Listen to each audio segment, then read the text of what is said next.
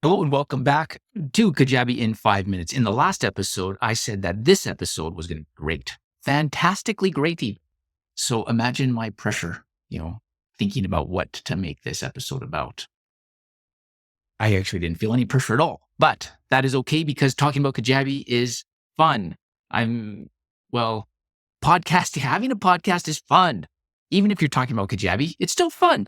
And so this episode is going to be great. Super fantastic, actually, because today I'm going to be talking to you about forms in Kajabi. And the form is a very useful and helpful thing that basically you need.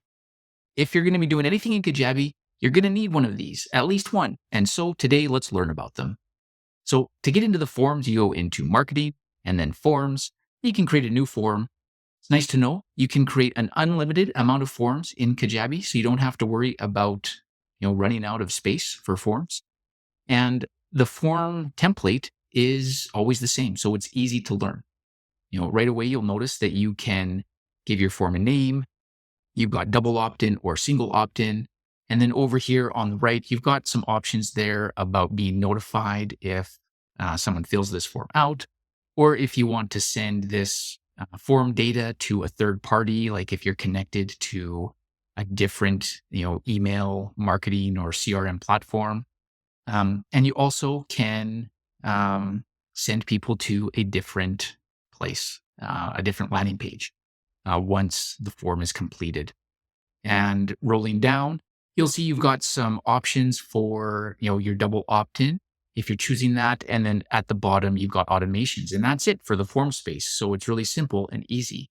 But not everyone knows what double opt-in is or really how to use it properly. And so that's kind of important when you're considering a form. The double opt-in feature of a form is basically like saying to somebody, are you sure you want to subscribe to my marketing email or my email list by filling this form out? So the mechanics of it is someone fills your form out, and instead of being added to your list as a subscriber, they get an email sent to them. And that email says, by default, click here if you want to subscribe to marketing from this site. It's not a super awesome email. So I always recommend, if you're going to be using the double opt-in feature, to edit that email. But if someone goes into that email and clicks the button, then they become a subscriber on your email list, in your contacts list, and you'll be able to send marketing emails to them. So that is a great way to just really make sure that the people getting subscribed to your list are interested in being there. Sometimes people will just sign up and then unsubscribe immediately, and that doesn't do you any good. And that person probably wouldn't go through the process of going to that email and then clicking subscribe.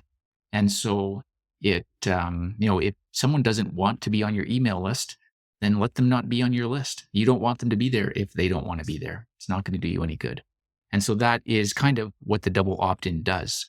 Now, I mentioned you can edit that email, and I recommend you do every time. But you can also edit a redirect page. So a scenario could be someone comes to your site, they fill in the details of the form, and then they get sent to a little landing page that says, hey, would you like to be on my email marketing list? You're not there yet.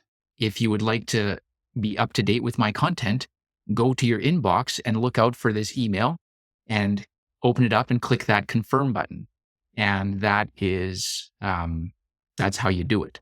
Not everybody's familiar about double opt-in forms. And so someone might think that they are, subscribing to your list and getting access to all of your regular and great content, but not realizing they're not because they didn't do that step. And so if you want, you can design a little landing page that just gives a little bit of awareness and instructions to let people know what's going on.